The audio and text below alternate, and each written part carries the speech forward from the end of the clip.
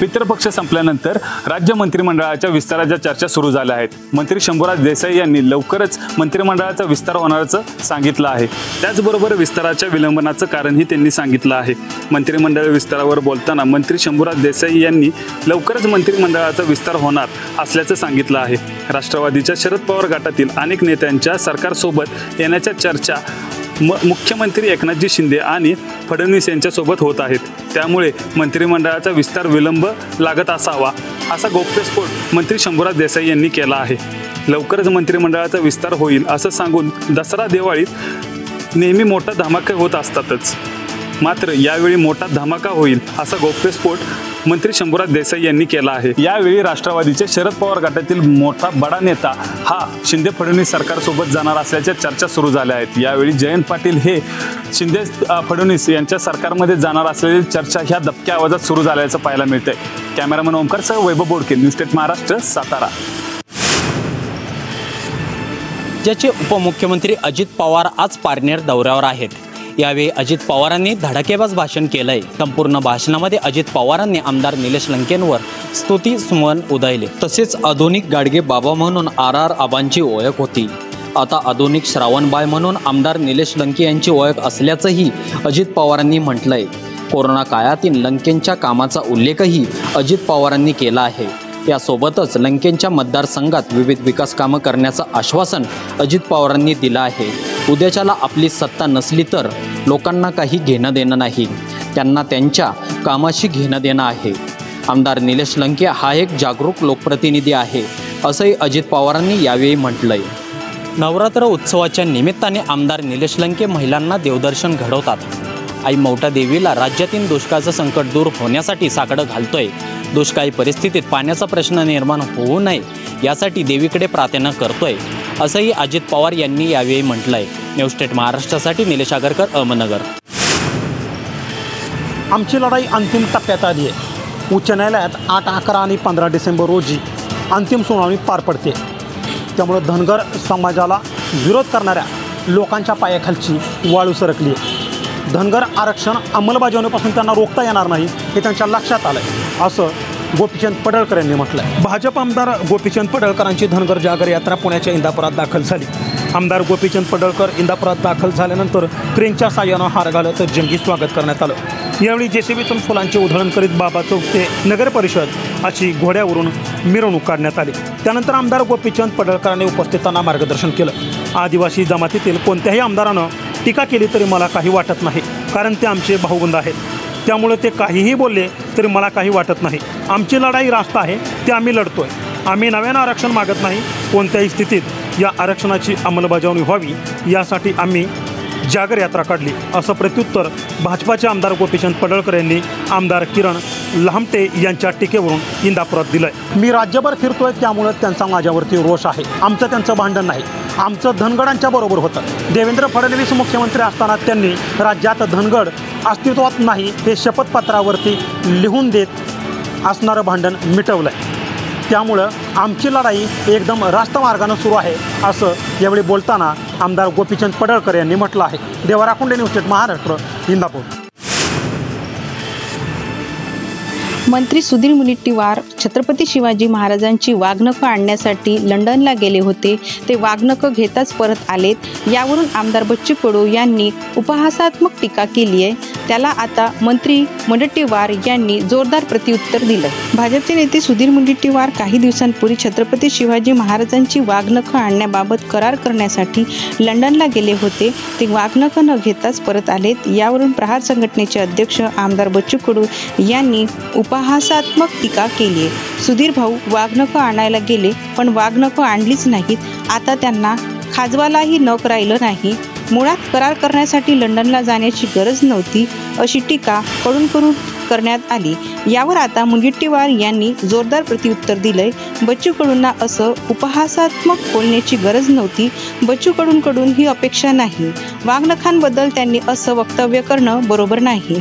उद्या ते आमदारकीच्या निवडणुकीतही घेऊ नका असं म्हणतील, कारण आमदारकीच्या निवडणुकींसाठी कोट्यावधीचा खर्च होतात। एका लोकसभा निवडणुकीसाठी 25 कोटी रुपये खर्च केली जातात. त्यामुळे 20 वर्षातून एकदा निवडणुकी घ्या अशी सूचना त्यांनी केली नाही. हे बरं झालं असा टोला मंत्री मुनगंटीवार यांना त्यांनी लगावला. अधिवेशने जर ऑनलाईन घेतली तर कदाचित कोट्यावधी रुपये वाचतील अशी सूचना कदाचित ते देऊ शकतात. कारण अधिवेशनात एका मिनिटाला 70,000 रुपये खर्च येतो असं मुनगंटीवार म्हणालेत. ते म्हणालेत अशा प्रकारे ऑनलाईन MOU करता येत नाही. कदाचित त्यांना माहीत नसेल. अनेक वेळा आमदार विधिमंडळात निवडून येतात मात्र माहितीचा अभाव असल्याने अशी प्रतिक्रिया देतात असा टोलाही मुनगंटीवार यांनी बच्चू कडू यांना लगावला. अमरावती उज्ज्वला सुटे, न्यूज स्टेट महाराष्ट्र, अमरावती. माजी पोलीस अधिकारी मीरा बोरवणकरांचा बोलविता धनी शरद पवार गटातील नेता असल्याचा दावा अजित पवार गटाचे प्रवक्ते आमदार अमोल मिटकर यांनी केलाय. बोरवणकरांनी केलेल्या आरोपाचे पुरावे द्यावेत, नाहीतर कायदेशीर कारवाईला समोर जावे लागेल असा इशारा अमोल मिटकर यांनी बोरवणकरांना दिलाय. पुण्याच्या माजी पोलीस आयुक्त मीरा बोरवणकर यांनी आपल्या पुस्तकातून अजित पवारांबद्दल खळबळजनक गौप्यस्फोट केलाय. येरवडा कारागृह शेजारची जागा खासगी बिल्डरला विकण्यासाठी अजित पवारांनी दबाव आणल्याचा आरोप मीरा बोरवणकर यांनी केलाय. मॅडम कमिशनर पुण्याच्या माजी पोलीस आयुक्त मीरा बोरवणकरांचं हे पुस्तक येत्या काही दिवसात बाजारपेठेत येणार आहे. पण त्याआधीच या पुस्तकातल्या एका दाव्यामुळे खळबळ माजली आहे. यावर बोलताना बोरवणकरांनी आपलं भंगार पुस्तक विकलं जावं यासाठी असे आरोप केले. घर का भेदी लंका ढाय असा हा प्रकार आहे असं अजित पवार गटाचे प्रवक्ते आमदार अमोल मिटकर यांनी केलाय. अकोल्याहून Priyanka Jadhav, news state Maharashtra. OBC आरक्षण बचाव समितीनं आज बुलढाणा जिल्ह्यातील 18 पगड जातीच्या हजारो नागरिकांनी मंत्री छगन भुजबळांच्या समर्थनात महामोर्चा काढलाय. सिंदखेड राजामध्ये हा भव्य महामोर्चा काढण्यात आलाय. या मोर्चात हजारो ओबीसी बांधव सहभागी झाले होते. यावेळी छगन भुजबळ यांच्या समर्थनार्थ जोरदार घोषणाबाजी सुद्धा करण्यात आली. मराठा समाज ओबीसी आरक्षणामधून स्वतःसाठी आरक्षण मागत आहे. त्या विरोधात ओबीसी समाज पेटून उठला असून आमच्या आरक्षणमधून आरक्षण देऊ नये, त्यांना स्पेशल आरक्षण देण्यात यावे यासाठी विविध मागण्या घेऊन हा मोर्चा काढण्यात आला. या मोर्चामध्ये जिल्हाभरातून हजारो महिला पुरुष सामील झाले होते. सिंदखेड राजा शहरातील मुख्य रस्त्यावरून हा मोर्चा उपविभागीय अधिकारी कार्यालयावर धडकला. Wasim Shaikh, news state Maharashtra, Buldhana. सभा ही सभा नसून जत्रा असल्याचं वक्तव्य गुणरत्न सदावर्ते यांनी केलं होतं. त्यांच्या विरोधात सकल मराठा समाज हा आक्रमक झाल्याचं पाहायला मिळतं आहे.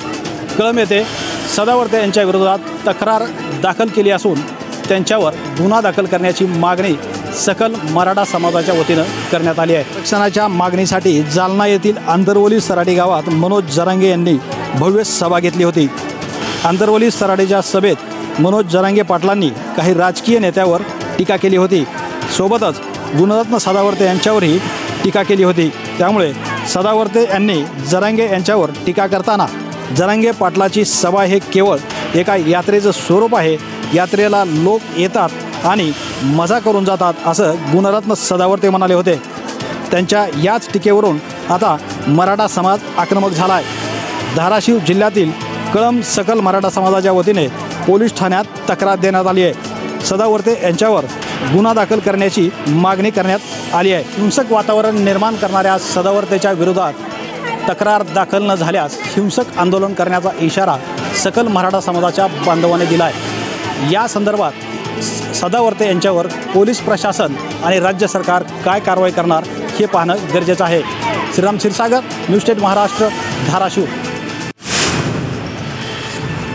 पुण्यातील त्या जागेचा अजित पवारांचा काहीही संबंध नाही असा खुलासा माजी विभागीय आयुक्त दिलीप बंड यांनी केला आहे. 2010 दिलीप बंड हे पुण्याचे विभागीय पोलीस आयुक्त होते. त्यांच्या काळात शासनाला हा प्रस्ताव देण्यात आला होता. हे सर्व प्रकरण गृह खात्याशी निगडीत होते. त्यावेळेचे गृहमंत्री RR पाटील होते आणि त्यांनीही या प्रस्तावाला मान्यता दिली होती. त्याचबरोबर सत्यपाल सिंग हे त्यावेळी पुणे पोलीस आयुक्त होते. त्यांनीही या प्रस्तावाला मान्यता दिली होती. मात्र त्यांची बदली झाल्यानंतर मीरा बोरवणकर पुणे पोलीस आयुक्त म्हणून रुजू झाल्या. त्यांनी हा प्रस्ताव नाकारला. त्यावेळेस काम झालं असतं तर पोलिसांना घरं मिळाली असती, जी अजूनही मिळालेली नाहीत. असंही बंड म्हणाले. गृहमंत्री RR पाटील व गृह विभाग यांच्याशी हे सगळं प्रकरण जे आहे ते निगडीत आहे. मात्र पालकमंत्री म्हणून अजित पवार यांनी या संदर्भात बैठक घेतली होती. त्यात बोरवणकर यांनी ही जागा द्यायला नकार दिला होता असंही बंड यांनी सांगितलं. व्हिडिओ जर्नलिस्ट धनंजय भगतसह अश्विनी सातवडोके, न्यूज स्टेट महाराष्ट्र, पुणे.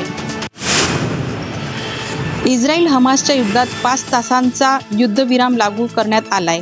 भारतीय वेळेनुसार 11:30 वाजता इस्रायल हमास संघर्षात 5 तासांचा युद्धविराम सुरू झालाय. इस्रायल हमास युद्ध सुरू होऊन आज 10वा दिवस आहे.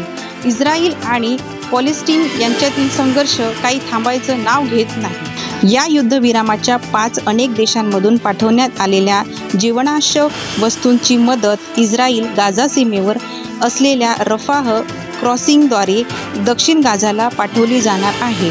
यामध्ये सुमारे 1000 टन मदत सामग्री 100 ट्रकद्वारे दक्षिण गाझा येथील नेली जाईल. या जीवनावश्यक वस्तूचं वितरण संयुक्त राष्ट्राद्वारे केलं जाईल. इस्रायलचं सैन्य मोठ्या संख्येने गाझाच्या सीमेवर तैनात असून हमास विरोधातील मोठं ग्राउंड ऑपरेशन कधीही सुरू होऊ शकतं. गाझामध्ये घुसून हमासचं अस्तित्व मिटवण्याची इस्रायल सैन्याची योजना आहे. यासाठी गाझा सीमेवर लाखो इस्रायल सैनिक तैनात आहेत. इस्रायल लष्कर रणगाडे, चिलखती, वाहने, क्षेपणास्त्र, विरोधी यंत्रणेसह सुमारे 3 लाख सैनिक गाझा सीमेवर उपस्थित आहेत. इस्रायल सैनिकांपुढे हमासचा खात्मा करण्याचं उद्दिष्ट आहे. इस्रायल सरकारचा आदेश मिळताच इस्रायल लष्कर गाझावरून शिरून हमासवर थेट हल्ला करण्याच्या तयारीत आहे. याचबरोबर इस्रायलचे नौदलही समुद्रात हमासच्या दहशतवादाचा खात्मा करण्याच्या तयारीत आहे. इस्रायल हमास युद्धात आतापर्यंत दोन्ही बाजूंनी 4000हून अधिक लोकांचा मृत्यू झालाय तर हजारो लोक जखमी झाले. अमरावती उज्ज्वला सुटे, न्यूज स्टेट महाराष्ट्र. स्वाभिमानी शेतकरी संघटनेचे अध्यक्ष राजू शेट्टींनी ऊस लढ्यासाठी रणशिंग फुंकलाय. स्वाभिमानीकडून आक्रोश पदयात्रेची घोषणा करण्यात आली आहे. उद्यापासून ही यात्रा सुरू होणार आहे. शिरोड तालुक्यात पदयात्रेचा शुभारंभ होईल. ऊसाचा दुसरा हप्ता प्रतिटन 400 रुपये. राज्यातील साखर कारखान्यांचे वजन काटेज डिजिटल केल्याशिवाय ऊस गळपास परवानगी देऊ नये या मागणीसाठी पदयात्रा काढण्यात येणार आहे. दुसरीकडे स्वाभिमानी शेतकरी संघटनेची 22वी ऊस परिषद 7 नोव्हेंबरला होणार आहे. ही पदयात्रा गुरुदत्त, जवाहर, घोरपडे, शाहू, वारणा, क्रांती, वसंतदादा, राजाराम बापू आदी 37 साखर कारखान्यांवर 22 दिवस 522 किलोमीटर निघेल. 7 नोव्हेंबर रोजी जयसिंगपूरमधील ऊस परिषदेत ही पदयात्रा सामील होणार आहे. तोपर्यंत 400 रुपयांचा दुसरा हप्ता दिला जात नाही तोपर्यंत एकही साखर कारखान्याची ऊसतोड सुरू होणार नाही. त्यामुळे पदयात्रेत जास्तीत जास्त शेतकऱ्यांनी सहभागी व्हावे असे आवाहन माजी खासदार शेट्टींनी केलं आहे. सांगली, कोल्हापूर जिल्ह्यातील साखर कारखानदारांनी केवळ FRPच दिले. पुणे, अहमदनगर जिल्ह्यात 8 साखर कारखान्यांनी 400 ते 500 रुपये FRPपेक्षा अधिक दिलेत. दुसरीकडे कोल्हापूर जिल्ह्यात साखर कारखान्यांची रिकव्हरी पुणे जिल्ह्यापेक्षा जास्त आहे. तरीही दुसरा हप्ता देण्यास नकार दिला आहे. दुसरीकडे गेल्या हंगामातील ऊसाला 400 रुपयांचा दुसरा हप्ता मिळवण्यासाठी स्वाभिमानी साखर रोखण्याचे आंदोलन करत असल्याने कोल्हापूर जिल्हा प्रशासनाने आयोजित केलेली बैठक निष्फळ ठरली. बैठकीत सर्वच साखर कारखानदारांच्या प्रतिनिधींनी ऊस उत्पादकांना उत्पन्न वाटप सूत्रानुसार पैसे देऊ असे सांगत 400 रुपये देण्यास नकार दिला. संघर्षाशिवाय शेतकऱ्यांना काहीही मिळणार नसेल तर 400 रुपयांसाठी साखर रोखण्याचे आंदोलन आणखी तीव्र करू. एक कणही साखर बाहेर सोडणार नाही असा खणखणीत इशारा राजू शेट्टी यांनी दिला आहे. Nilesh Bengali, news state Maharashtra, Wardha. कोल्हापुरात नूतन पालकमंत्री चंद्रकांत पाटील यांच्यावर शाईफेक करण्यात आलेली आहे. भीम आर्मीच्या कार्यकर्त्यांनी ही शाईफेक केलेली आहे.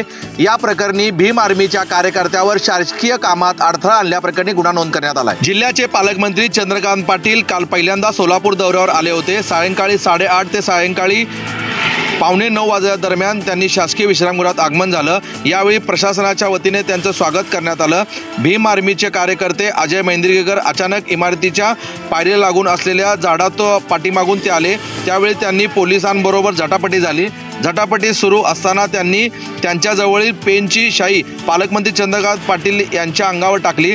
त्यानंतर सदर आरोपीने भाजप सरकार मुर्दाबाद, खाजगीकरण बंद करा असा घोषणा दिल्या. याबाबत police head constable Zakir Shaikh यांनी फिर्याद दिली असून सदर बाजार पोलीस ठाण्यात शासकीय कामात अडथळा आणल्याप्रकरणी भीम आर्मीचे कार्यकर्ते अजय मेंद्रगीकर यांच्यावर गुन्हा दाखल करण्यात आला आहे.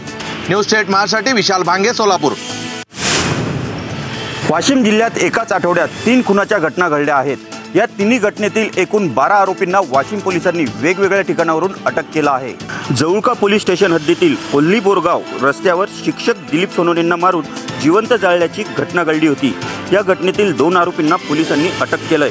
त्या घटनेनंतर 2 दिवसांनी याच जवळका पोलीस स्टेशन हद्दीतील एरंडा गावातील गजानन उत्तम सराटेंना शेतीच्या वादातून गावातील हनुमान मंदिरात लोखंडी रॉड आणि लाठाकट्ट्यांनी मारून त्यांची हत्या करण्यात आली होती.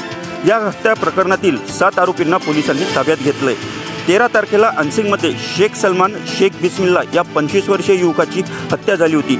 या घटनेतील 3 आरोपींनाही पोलिसांनी अटक केली आहे. या तिन्ही वेगवेगळ्या हत्याकांडातील एकूण 12 आरोपींना वाशिम पोलिसांनी अटक केलंय, अशी माहिती अप्पर पोलीस अधीक्षक भारत तांगडे यांनी दिली आहे. जिल्ह्यात एकाच आठवड्यात 3 हत्याकांड झाल्याने जिल्ह्यात खळबळ उडाली आहे. जिल्हा बिहार झालाय का असा सवालही केला जातोय.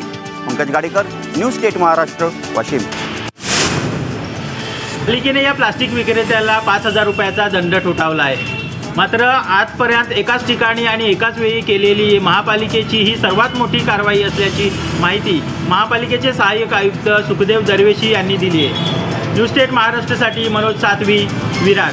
महापालिकेचे घनकचरा व आरोग्य विभागाचे सहाय्यक आयुक्त सुखदेव दरवेशी यांना मुंबई अहमदाबाद महामार्गावर प्लास्टिकचा साठा असलेला टेम्पो येणार असल्याची गुप्त माहिती मिळाली होती आणि या माहितीच्या आधारेच त्यांनी सापळा रचून ही कारवाई केली आहे.